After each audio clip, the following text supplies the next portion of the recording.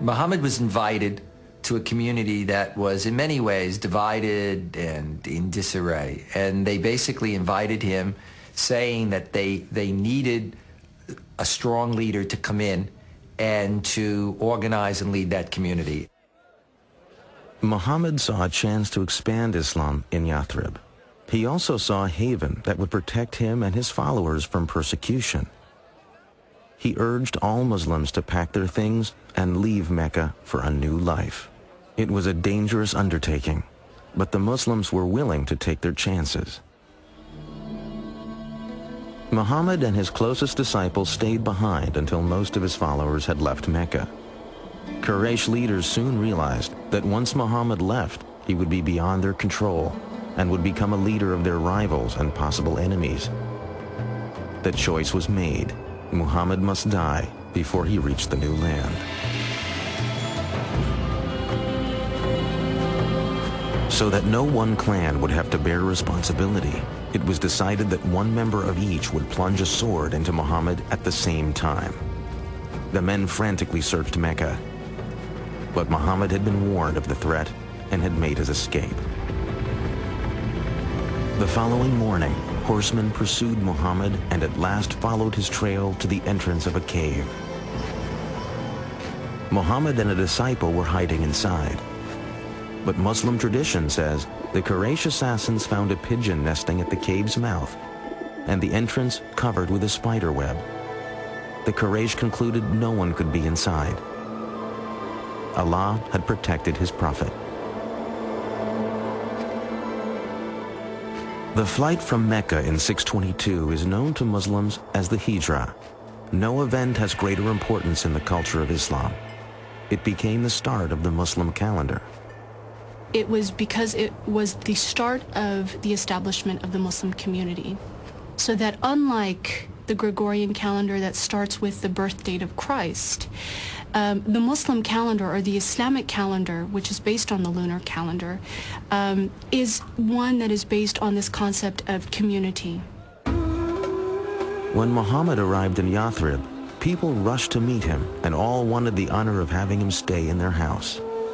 Instead, Muhammad allowed his favorite camel, Qaswa, to wander unguided through the town. When at last Qaswa stopped and fell to her knees, Muhammad declared that was the spot where he would live. He ordered work to begin on a house and the first mosque. Henceforth, Yathrib would be called Medina, a name simply meaning the city. But the greatest change would be in the very nature of the community itself. Muhammad's visions brought new words to unite both his own followers from Mecca and the people of Medina. The Quran now had a new verse. Those who believed and made the hijrah, and those who gave their homes and helped, these are the protectors of one another.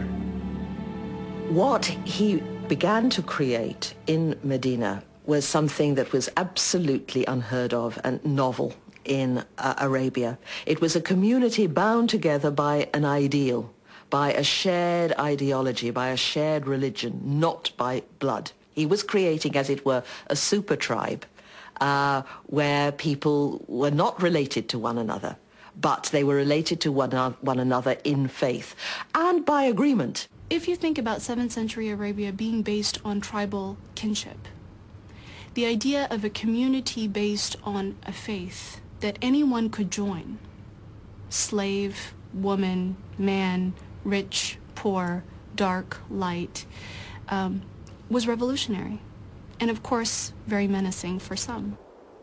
To further unite the Muslim peoples, Muhammad ended his mourning for Khadija and began to take new wives. In all, he would marry 11 women from many different tribes and clans. About 7 months after the Muslims arrived in Medina, the first mosque was completed. It contained a large courtyard for saying prayers. Several methods were considered for calling Muslims to prayer. A ram's horn, like the Jews, a bell, like the Christians. Finally, it was decided that only a human voice was needed to proclaim the call to prayer that Muhammad taught his people. A young man was selected to make the call, and for the first time, Muslims heard the words that still echo from mosques around the world. beckoning all to come to God. Allahu Akbar, Allahu Akbar. I bear witness that there is no God but Allah. I bear witness that Muhammad is the apostle of God. Come to prayer. Come to prayer. Muhammad had believed he was calling the faithful back to a religion Arabs shared with Judaism and Christianity. But following Allah's orders, the Prophet now set out to create a new identity for the Islamic community that would separate it from the older forms of monotheism. The Quran also and the Prophet believed that the revelation that had been given to Moses in what is called the Torah and the revelation to Jesus had become distorted historically, not by the prophets, but by their later communities. To dramatize the shift away from Christianity and Judaism, another order became part of the Quran.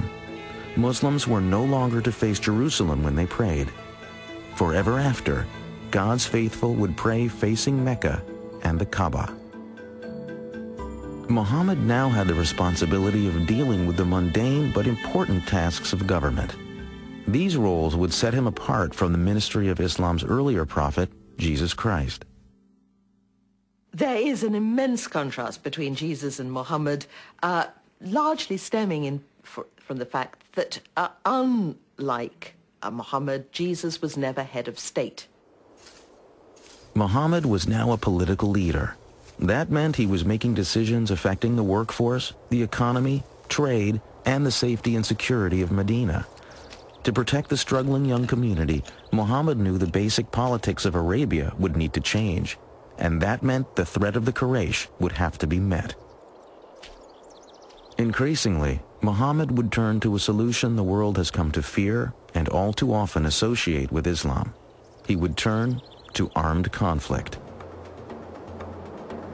Since the days in Mecca, God's revelations had called for Muslims to prepare themselves to struggle to build a moral and righteous life. The Arabic word for this moral struggle is jihad.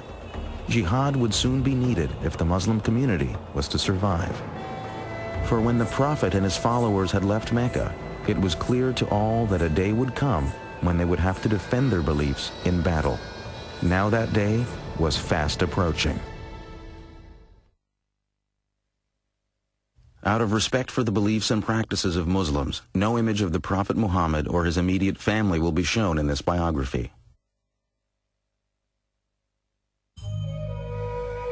Although the religious foundation of Islam included Jesus' message of peace, it had also taken on the Jewish tradition of justice. The Quran's verses that flowed from Muhammad's mouth were now beginning to include a message justifying armed defense of the community. Permission is given to fight because they are wronged. Verily, Allah is most powerful for their aid. They are those who have been expelled from their homes. Muhammad's plans for the defense of the community now began to include the word jihad. It is a term that is often cited by those who oppose Islam as evidence of the religion's reliance on violence and war. But the true meaning of jihad is something quite different.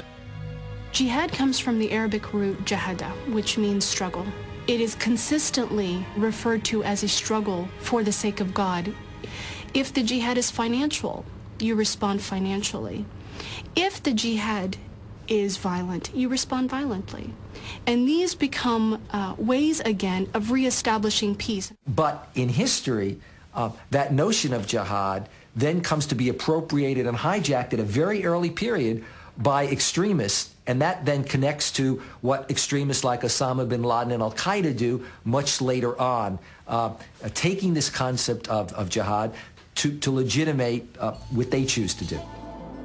Muhammad had spoken about jihad while the Muslims still lived in Mecca. But the new revelations now stressed a different side of jihad.